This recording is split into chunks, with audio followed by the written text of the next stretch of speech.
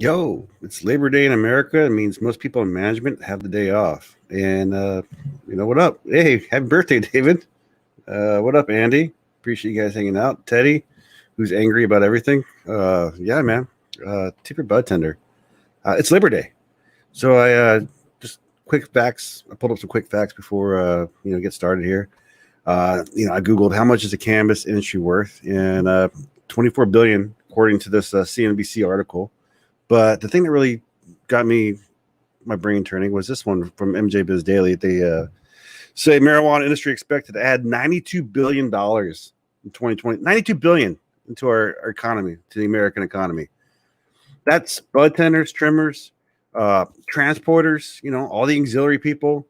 Granted, not all bud tenders are created equal, but I think if you're, whatever your job is, if you're listening to me, my advice to you is to try to be the best at whatever you are. Like if you're scrubbing toilets, be the best goddamn toilet scrubber. If you're trimming, that's what you're doing all day. Just you got to embrace the work and then go on. But yeah, man. So 92 billion contributing, and so I looked up also the beer industry, which is 623 billion. Insane. But yeah, man. Tipping your bud tenders, I think is just a thing to do. These guys don't have health insurance for the most part. The one thing I've said in Washington State is, and I'm happy for and proud of, that our regulation gave rights to workers. These things didn't happen before. Matter of fact, there's an article, I didn't pull it up, but from 2 years ago in California. You don't hear too much about the trimmigant issue. Trimmigants were people who would travel during, like, say, this time of year and do trimming jobs. And now, because of a recreational market, or a market per se, these guys have rights. They're going to get hourly wages. Here in Washington State, you're entitled to time off. You're entitled to benefits, as much as any small company is. So, yeah, tip the growers, give them, help them get benefits. This is fundamental to who we are. And it's Labor Day. So, if you're listening to me right now, I hope you have the day off. I hope you have employment. I hope you have a thing that you're away from right now, that you're breaking away from, and just calling it good, because you deserve it. You worked your ass off. But then on the other note, it's a grind. I'm technically could be just not doing shit today, but on my own little grind with the podcast, with the website, and then my real grind that pays the bills. Here I am, because I don't have a concept of like weekends and hours and shit like that. But each job, not all jobs are the same, right? Not all jobs are hourly, right? And this is something you'll find. But as the cannabis industry keeps expanding, keeps growing, and becomes more solidified, I mean, it's all you're going to be doing is contributing to American society and to our infrastructure. God forbid. All those crazy hippies were pretty right? I mean, there's been billions of dollars already produced in taxes in just the legal states. Can you imagine if everything was legal and we didn't have priorities could be just set properly?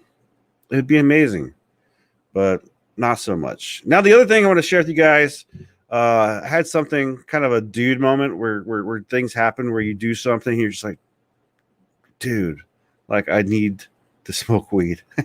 There's like just a sometimes it's a WTF moment, and it's really nothing extra special, or but it's more of an internet savvy thing that I want to share with you guys. So I created this thumbnail. I was gonna do this video. I decided about probably 3 hours ago. Decided to schedule it 2 hours ago. Then as I was developing some information to talk to you guys about bud tenders and the cannabis industry, I jump into my Twitter feed sometimes, and I do things like search Budtender and see what other people are talking about and other things they're talking about. And I showed this one to Tom, and I thought it just kind of bots, man. Bots are scary. So check this out. So if you recognize this thumbnail, whoops, get back over here, scroll back down. That's my fucking video that I scheduled 2 hours ago. Like, what the F? So now it's linked to this website. I'm even afraid to click on this website. So please don't. Only go to Cannabis Legalization News, the website, if you're going to do anything. But this was fast. Like I created this thumbnail, I did this thing, and then boom, somebody's already sharing it. This ghost account that's only like a month old or some shit like that. 2021, 2 followers. But I mean, it's cool. My internet presence does that. Like I have that, but it's just weird. It's just weird, man. It's just weird. All right, so I'm gonna get into this BS with Polk County. Honestly, I saw that he was doing a press conference and I ignored it. I'm just this man's a garbage person, in my opinion. The things that he was like, when I called out his bullshit video with the little rap last time, there were some defenders of this man, and honestly, this guy he's a work. And the reason why I say this with vehement hate and distaste is because he's a person in power. He's an authority figure who preaches this goddamn ignorance, and it's not helping anything. It's not helping your community, man. So let's go through this press conference. We're gonna get through 8 minutes of it because then it gets to the point where it sets me off. But yesterday, and let me know if you can hear first, as I push play. It takes a minute to get to the point where you're like, what the fuck? This has nothing to do with anything. Like 30, can you guys hear this? A suspicious vehicle person call, and we received that call. Let me know if you can hear this. Soakham Loop Road, which is north of the city of Lakeland. Right now, he's describing a crime or the scenario, right? Like deputy respond where we. I think for the most part, this man really wanted to be a freaking author or something a little louder. Parked beside Soakham Loop Road. That's loud. I mean, I think that's just the hillbilly talking. Cool. Who said, "God sent me here to speak." So this was a shooting that happened yesterday. This is not a good, happy story. It's not like I'm not trying to promote and think like what happened was great. No, what happened was horrible and disgusting. So he reads this article from this guy saying that God sent him to this thing. That's what you're about to hear. I'll shut up so you can hear. With one of your daughters. So upon our arrival, which was only 6 minutes, the vehicle was not here. Okay, first off, 6 minutes for a fucking phone call or for cops to show up? Wow. Is that how that show rolls in Florida? Like the cops really show up that fast? The suspect was not here. We spent the next 20 plus minutes scouring the area. Of course, it's Saturday night. It's a busy evening. And we did not find the vehicle at all. So now let me fast forward to about 9 hours later. It's about 9:30 in the morning, or I'm sorry, 9 hours later, it's about 4:30 in the morning. I'm trying to get to the point. So in this guy's super uber copiness, in his descriptions of like the scenario, he really tries to break it down to like, I walked outside. Yeah, man, we'll talk to South Africa again. But one of the commenters asked about South Africa, which is got a great, huge industry down there. But the policing and his priorities is really what just ticks me off here. He wants to like describe like this whole scenario. Like we walked in and the wind was blistering and lightning was coming down, which had pure intentions of evil. We knew because the air just felt that way. This is what I'm feeling from this guy, right? Like you don't have to like describe policing. I get this is a shitty scenario, a dangerous scenario. But the thing is, he talks about how he sees a guy in camouflage and a Kevlar vest and doesn't even flinch. Like I'm guessing the guy was white. Like you tell me, but nothing, no guns are drawn. He wasn't shot. And in the way this Polk County Sheriff Grady Dud talks about like the scenario, he's hyping up this huge I get you. This is what you sign up for, dude. You sign up to be a cop, right? Like more pizza delivery people are killed a year than police. Now, I'm not saying, again, not all cops are bad, but it's like when I joined the Navy. I didn't join thinking like I wasn't never going to go out to sea. And that's what a lot of guys in the military were like, oh, this sucks. What the fuck do you expect, man?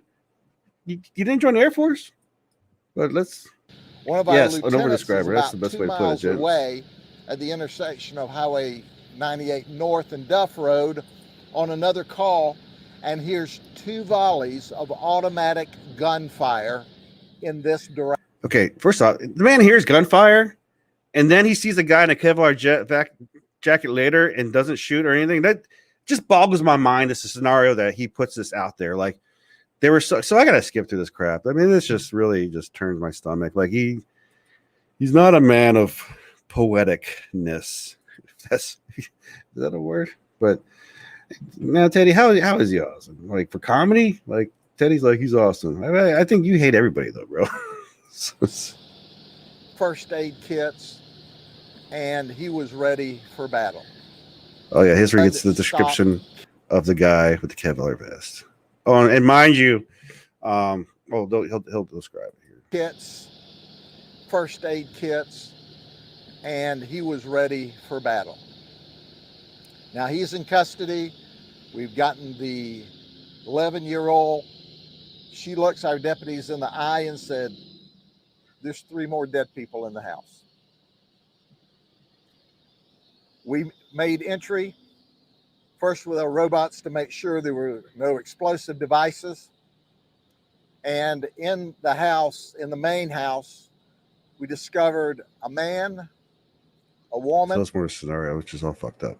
Again, not saying this is a good day, but wait till you get to the point. We've got a few legislators. Oh, here this motherfucker. Right here you go. So again, this is not a pro. Yeah, he does. Like, when he talks, he just feels dumber by it. I mean, this is just it right here. You're getting too old to spot a good meme. Oh, I feel you, brother. Okay, I get you, Ernie. Okay. I did this. That was his statement. He said there's 3 in the house. He was driving a vehicle with a Marine Corps. This is all the statements from the killer.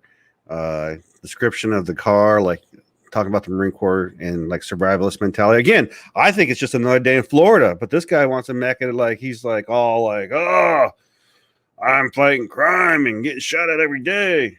It's like Fallujah out here. Plate. But he described himself as a survivalist. And then he said, "I'm taking meth." Okay. He said taking meth. It's not weed. And if the guy was drunk, would this be the same goddamn again? This I want to try and use kind words. I want to be able to talk to these people and be like, hey, we need to sway your opinions and change your mind. But again, it's so frustrating because people are doing time and losing time. This is not something it's not worth. It's the semantic side of things. It's just what's frustrating. It's what gives me high blood pressure. Now, for those of you maybe around the country that aren't familiar with it, we've got a few legislators, fortunately just a very few, that think drugs are a low-level, nonviolent crime. And I know there's... Drugs are a low-level... There's not a meth march, again. There's no meth and endocannabinoid system. Somebody show me the heroin parades? Like, this jack wagon is like all like everybody. Like, there is a level. There is a point of like wrongs, and this law prohibition in itself is it. You jack bad words, others things that I don't want to say. People from around the country, especially the West Coast, that think drugs are low level, nonviolent. West Coast, best coast. But again, where's the meth marches? Let's hear that again. Especially the West Coast that think drugs are low-level, nonviolent drugs, and they're really not harmful. Well, this guy admitted to us he was taking those drugs before he... No, he said meth. He didn't say those like I was smoking a doob and decided to kill everybody in my freaking house after not sleeping for a week. Went on this active shooter rampage, killing what we know to be 4 people right now. All right, fuck this. All right, so that's another day in the life of Sherry Grady or Jackassy or God, dude. Anyways, thanks for hanging out. Thanks for joining. Happy Labor Day. I hope you guys are in good health. If you're in the South, facing Ida, I hope you guys are okay, and I hope everything works out, because I care more about what's in Alabama and Mississippi than I care in goddamn Iraq and Afghanistan. I mean, this is just ridiculous.